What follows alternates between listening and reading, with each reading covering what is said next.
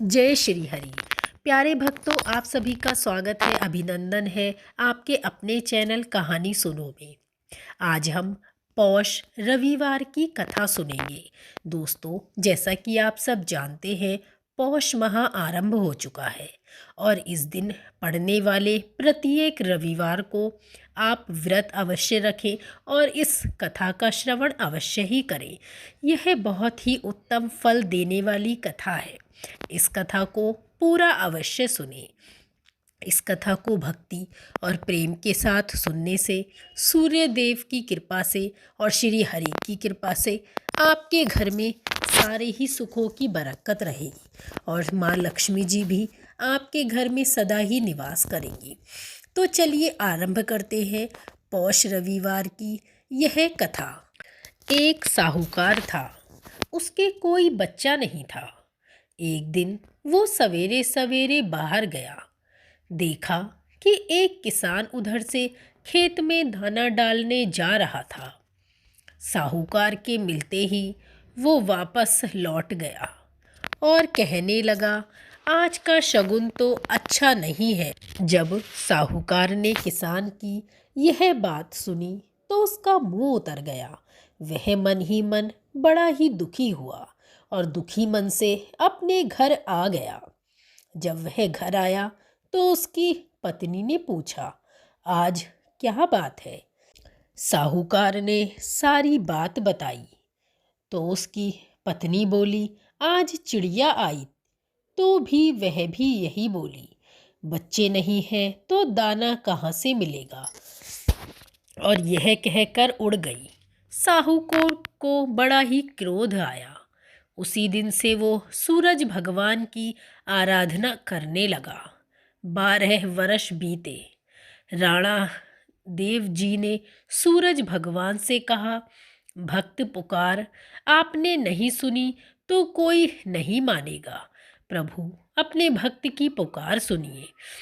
तो भगवान को दया आई और भगवान प्रकट हुए और बोले, साहूकार, तेरे नसीब में बच्चा नहीं है, पर मेरे आशीर्वाद से तुझे एक कन्या होगी।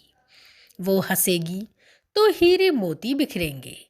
उसने घर आकर पत्नी को सारी बातें बताई। 9वें महीना एक कन्या ने उस घर में जन्म लिया।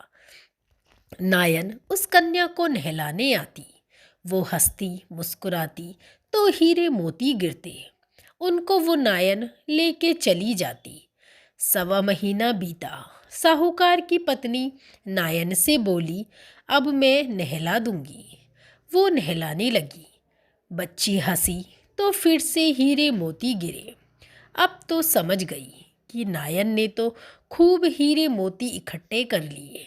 लड़की बड़ी हुई तो माँ बाप ने सोचा, घर में तो धन बहुत है, घर जमाई रख लेते हैं। एक गरीब लड़का ढूंढा, उसके साथ लड़की का ब्याह कर दिया। माँ दिन उगते ही बेटी को उठाने जाती और उसका मुंह देखती तो लड़की का पति बोला, अपने बीच सुबह सुबह माँ का क्या काम? तो लड़की बोली, माँ का नियम है कि सुबह होते ही वो मेरा मुंह देखती है। दूसरे दिन वो सुबह उठा और उसका मुंह देखा तो उसके मुंह में से हीरे मोती बिखरे। वो समझ गया कि इसलिए सासू इसका मुंह पहले देखती है।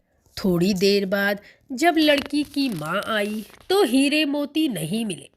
माँ समझ गई कि जवाई को पता चल गया है। माँ ने मन में कपट आ गया। उसने एक आदमी को जमाई को जान से खत्म करने के लिए भेज दिया। आदमी ने जमाई को मार दिया और उसका सिर सासू को लाके दे दिया। सूरज भगवान ने देखा कि हमारी दी हुई कन्या का पति मार दिया गया। सूरज भगवान मानव रूप धरकर भिक्षा मांगने गए और उस कन्या के पति का सिर ले आए। अंग जोड़कर अमृत का छींटा दिया। वो उठकर बैठ गया। घर गया तो बेटी ने पूछा, पौष रविवार का मेरा नियम है, दिन अस्त हुए बाद खाना नहीं खाती मैं। फिर आप इतनी देरी से क्यों आए? वो बोली, तेरी माँ ने मुझे मारने के लिए आदमी भेजा और उसने सारी कहानी सुना दी। बेटी बोली, हम अब यहाँ नहीं रहेंगे। जो माँ मेरा सुहाग छीन ले वो क्या माँ हो सकती है? बेटी अपने पति के साथ अपने घर में रहने लगी। उसके घर में सुख समृद्धि हो गई और माँ के घर धीरे धीरे दरिद्रता आ गई। सूरज भगवान की बेटी पर सूरज भगवान जैसे प्रसन्न हुए वैसे सब पर प्रसन्न रहना। खोटी की खरी, अधूरी की पूरी। इस कहानी को सुनने वाले का सुहाग अमर रखना और अपनी कृपा बनाए रखना। उसके घर में धन संपदा की बरकत बनाए रखना। बोलिए पौष रविवार सूर्य कथा की जय। श्री सूर्य भगवान की जय।